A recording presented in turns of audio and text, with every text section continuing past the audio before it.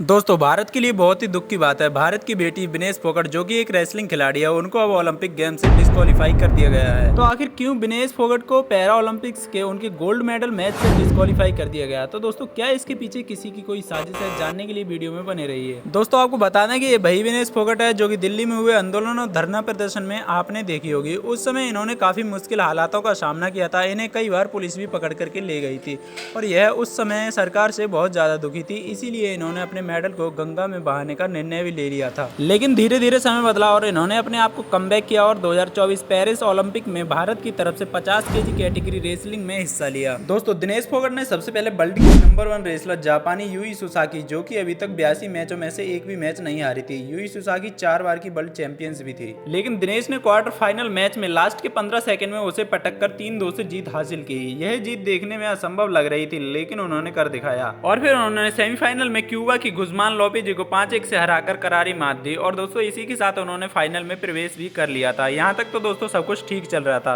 और फिर मैच के बाद विनेश की एनर्जी को मेंटेन रखने के लिए उनको खाने की कुछ चीजें दी गई, जिसमें उन्होंने कुछ केला, पानी और कुछ एनर्जेटिक वस्तुएं खाई थी। और फिर ये सब चीजें खाने के बाद विनेश फोगाट ने जब शाम को अपना वजन नापा था, उनका वजन 50 किलो से बढ़कर 52 किलो 800 ग्राम पहुंच चुका था, जो कि दोस्तों काफी ज्यादा था। ये जो 2 किलो 800 ग्राम वजन था, वो उस समय विनेश फोगाट के लिए सबसे बड़ा चिंता का विषय बन गया था, क्योंकि 50 केजी कैटेगरी में जो एक रेसलर है उसका वजन 50 केजी के अंडर ही होना चाहिए। इस वेट को मेंटेन करने के लिए विनेश फोगाट ने काफी ज्यादा हार्ड एक्सरसाइज की, ताकि उनका ज्यादा से ज्यादा पसीना निकले और वजन जो है वो कम हो। और उन्होंने अपना गर्म स्पोर्ट्स सूट पहनकर एक बंद कमरे में भी जाने का निर्णय लिया, ताकि वहां पर भी उनका अधिक से अधिक पसीना निकल सके। इसके अलावा उन्होंने स्विमिंग भी की थी। दोस्तों ये सभी एक्सरसाइज उन्होंने पूरी रात जाग करके की थी, यानी कि वो पूरी रात बिल्कुल भी नहीं सोई थी। और इतनी सारी एक्सरसाइज करने के बाद भी जब उनका वेट 50 केजी से नीचे नहीं गया, तो उन्होंने अपना खून निकलवाने का निर्णय लिया और उन्होंने अपना खून भी निकलवाया। और जब सुबह मैच से पहले ओलंपिक्स की जांच टीम ने उनका वेट चेक किया तो 50 किलोग्राम से 100 ग्राम अधिक था। दोस्तों ये 100 ग्राम वेट उस समय चिंता का सबसे बड़ा विषय बन चुका था, क्योंकि दिनेश फोगाट पहले ही वजन करने के लिए सारे प्रयास कर चुकी थी। दोस्तों वहां अपना वेट पूरा करने के लिए 15 मिनट मिलते हैं। आप उस समय में कितनी भी बार जो है वो अपने वजन को तुलवा सकते हो। कई प्रयास करने के बाद भी उनका वजन जो है वो कम नहीं हुआ, तो फिर विनेश फोगाट ने अपने बालों को कटवाने का निर्णय लिया। लेकिन जांच टीम ने बताया कि उनके बालों का वजन भी लगभग 40 से 50 ग्राम ही होगा। दोस्तों इतनी सारी मेहनत करने के बावजूद भी ना चाहते हुए विनेश फोगाट को ओलंपिक के गोल्ड मेडल से डिस्क्वालीफाई कर दिया गया। दोस्तों यह जो न्यूज थी वो मेरे लिए बहुत ही ज्यादा दुखद थी, क्योंकि दोस्तों मैं विनेश फोगाट के हर एक मैच को देख रहा था और मुझे पूरी आशा थी कि विनेश फोगाट इस बार गोल्ड मेडल ही लेकर घर आएगी। दोस्तों इस न्यूज ने पूरे देशवासियों को दिल को बहुत बड़ी ठेस पहुंचाई, क्योंकि जो हमारे देश की बेटी है वो बिना किसी गोल्ड मेडल मैच खेले ही उससे पहले ही बाहर कर दी गई। ना केवल गोल्ड मेडल देने से बल्कि दोस्तों उन्हें ब्रॉन्ज मेडल देने से भी ओलंपिक की संगठन टीम ने मना कर दिया। उन्होंने कहा कि रूल इज रूल, सो इसके लिए हम कुछ नहीं कर सकते। दोस्तों वहां पर इंडिया के काफी स्पोर्ट्स से जुड़े हुए लोग भी थे, जिसमें पीटी उषा भी शामिल थी और हमारे प्राइम मिनिस्टर नरेंद्र मोदी ने पीटी उषा से इस विषय में कॉल पर बात भी की थी। और दोस्तों वहां पर उपस्थित सभी लोग जो है वो विनेश फोगाट के लिए सिल्वर मेडल की अपील कर रहे थे। यहाँ तक कि यूएसए के रेसलर जॉर्डन ब्रूथ ने कहा कि विनेश फोगाट को मेडल दिया जाना चाहिए और उन्होंने कहा कि ओलंपिक एसोसिएशन को अपने नियमों में बदलाव भी करने चाहिए।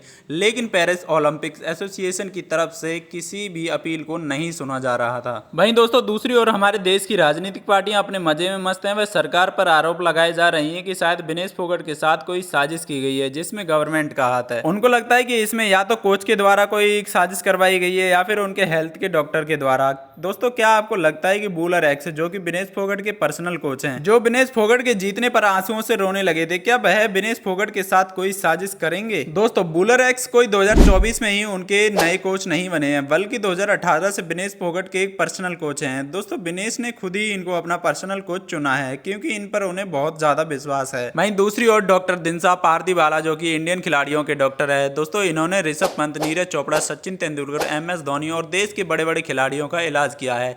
क्या वह अपनी देश की बेटी के साथ कुछ ऐसी साजिश कर सकते हैं? हाँ, अपोजिट पार्टी की यह बात सही है कि इस मामले की जांच होनी चाहिए, लेकिन तुम लोग डायरेक्ट इल्जाम लगाते हो। दोस्तों यह बहुत बड़ी गलत बात है। वैसे दोस्तों आपका इस विषय को लेकर क्या ओपिनियन है, आप जो है वो कमेंट में जरूर बताएं। वैसे दोस्तों इस दुख को काफी हद तक हमारी इंडिया की हॉकी टीम ने और नीरज चोपड़ा, जिन्हें कौन नहीं जानता है, उन्होंने काफी हद तक कम कर दिया है, क्योंकि जो हमारी इंडियन हॉकी टीम है उसने ब्रॉन्ज मेडल जीत लिया है और हमारे जो नीरज चोपड़ा हैं उन्होंने सिल्वर मेडल अपने नाम किया है। दोस्तों इन मेडल्स से विनेश फोगाट को काफी ज्यादा शक्ति मिलेगी, क्योंकि दोस्तों उनकी हेल्थ जो है वो उसी दिन से बेकार हो गई थी। अब आशा है कि विनेश फोगाट जो है वो अपने आप को बहुत ही ज्यादा अच्छा महसूस करेगी, क्योंकि किसी दुर्भाग्यवश वो तो मेडल लाने से चूक गई, लेकिन उनके देश के खिलाड़ियों ने दो मेडल अपने देश के नाम कर दिए। वैसे दोस्तों जेवलिन थ्रो में जो गोल्ड मेडल है वो हमारे पड़ोसी मुल्क पाकिस्तान के खिलाड़ी नदीम ने जीता है। उन्होंने दोस्तों 92 मीटर के ऊपर का जेवलिन थ्रो करके ये गोल्ड मेडल अपने नाम किया। तो पाक को उनके पहले गोल्ड मेडल के लिए कांग्रेचुलेशन। यदि दोस्तों आपको वीडियो अच्छी लगी तो वीडियो को लाइक करके चैनल को सब्सक्राइब जरूर कर लें। मिलते हैं अगली वीडियो में, तब तक के लिए बाय बाय। जय हिंद, जय भारत, धन्यवाद।